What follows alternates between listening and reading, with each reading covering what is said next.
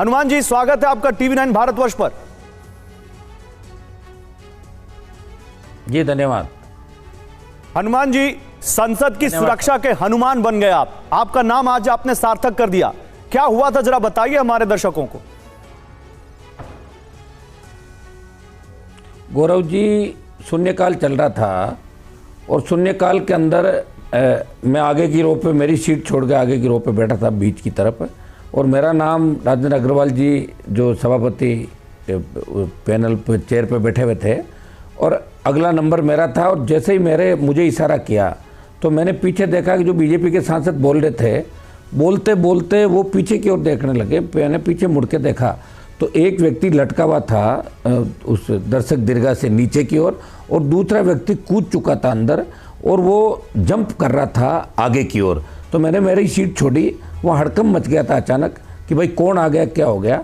और वो व्यक्ति आगे की ओर बढ़ रहा था और मैं भी पीछे बढ़ा, और शायद आधे मिनट के अंदर अंदर, आप इस वीडियो के अंदर भी देख सकते हैं, मैंने उस व्यक्ति को दबोच लिया। और उसके बाद अन्य सांसद भी आ गए, और दूसरा जो व्यक्ति था उसके पीछे, उसने स्प्रे टाइप किया जो गैस छोड़ी।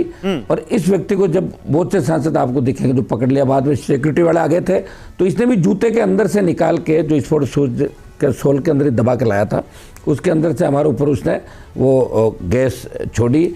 ये गैस जहरीली भी हो सकती थी। सुरक्षा में बहुत बड़ी चूक है।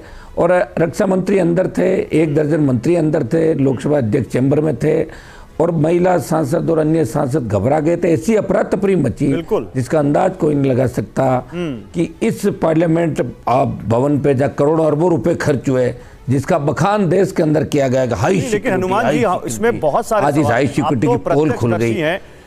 वो मार्शल जो संसद की सुरक्षा में होते हैं, वो पार्लियामेंट सिक्योरिटी सर्विस, वो कहां थी? वो कहां? लोग दिख नहीं रहे कुछ इसमें, आप लोग ही पकड़ते दिख रहे हैं। जो इसके अंदर क्या, जो मार्शल होते हैं ना, वो गेट पे तैनात होते हैं। 2 मार्शल तो होते हैं स्पीकर के दोनों तरफ, वो मार्शल जो बुलवाते हैं। बाकी मार्शल गेट पे होते हैं जो बाहर थे। जैसे मान लो हाउस में क्या होता है कि जब MP आपस में झगड़ा करता है ना, तब लोकसभा अध्यक्ष मार्शल बुलाते हैं। जब कोई ऐसी बात हो जाए, बाहर निकालना हो, सस्पेंड करना हो, ऐसी घटना का तो कोई सोच भी नहीं सकता। ऊपर से भी कोई कूद, ये शायद इतिहास में पहली बार हुआ कि दर्शक दीर्घा में से कूद के उन्होंने दुस्साहस किया। ये तो अच्छा रहा कि उनके पास जहरीली गैस नहीं थी। जहरीली गैस छोड़ के एक्चुअली लोगों की जान ले सकते थे, अंधा कर सकते थे। मतलब आप सोचिए हनुमान जी, इतनी बड़ी चूक सुरक्षा में, वो जो स्मोक स्टिक था, अगर वो स्मोक की जगह कुछ जहरीली गैस होती तो आप समझिए, मतलब अंदाजा तक नहीं लगा सकते जो हो सकता था। कांग्रेस इसको कह रही है संसद पर हमला है। स्पीकर ने कहा प्राइमा फेसी कोई बड़ी बात नहीं, हमने जांच करा ली है। आप क्या सोचते हैं इस बारे में हनुमान बेनीवाल? नहीं, ना, इसमें स्पीकर गलत कह रहे हैं। बहुत बड़ी गंभीर घटना है। और ये जो लोकसभा सचिवालय फेल्योर है पूरा।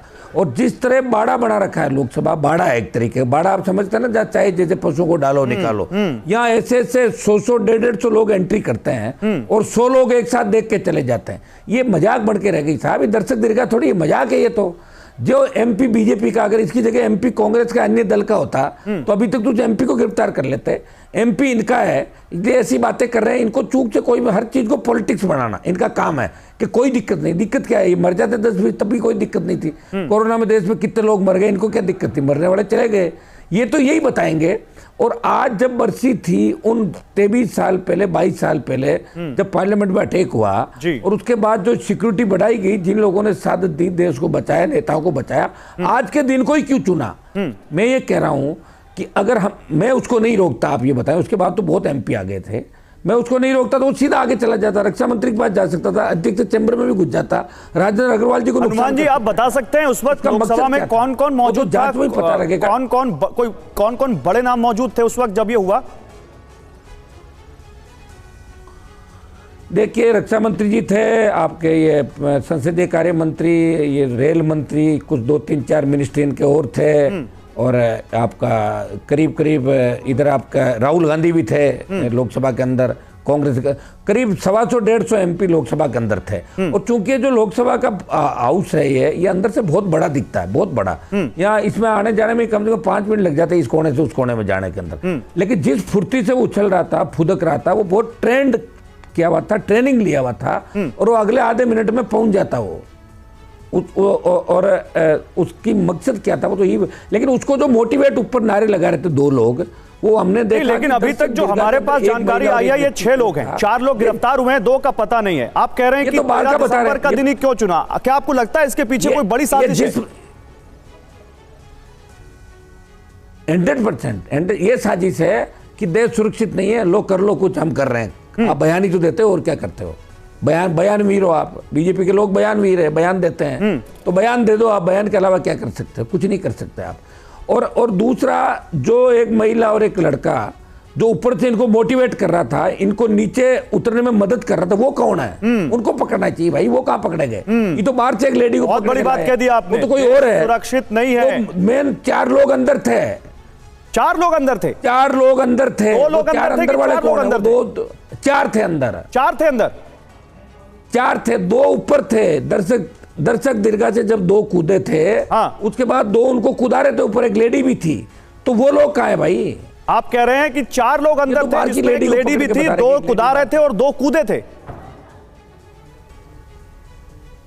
2 कूदे थे, जो उनको सपोर्ट कर रहे थे, वो लोग कहाँ हैं?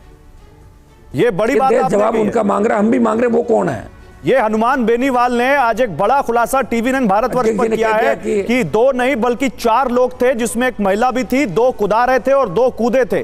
और देश की सुरक्षा पर बल्कि एक बड़ा सवाल खड़ा हो गया है बकौल हनुमान बेनीवाल। बहुत शुक्रिया हनुमान जी आपका हमारे साथ जुड़ने के लिए। मुझे मालूम है आज आप बड़े मसरूफ होंगे और आज बड़ा आप लोगों के अंदर आपको ट्रॉमा भी महसूस हुआ होगा। जब ये हुआ होगा आपको लगा होगा कि उस वक्त क्या हो रहा है, क्या होने वाला है, लेकिन बड़ी हिम्मत दिखाई आपने। वाकई आपने हनुमान जैसा काम किया और आज इसके लिए आपको साधुवाद।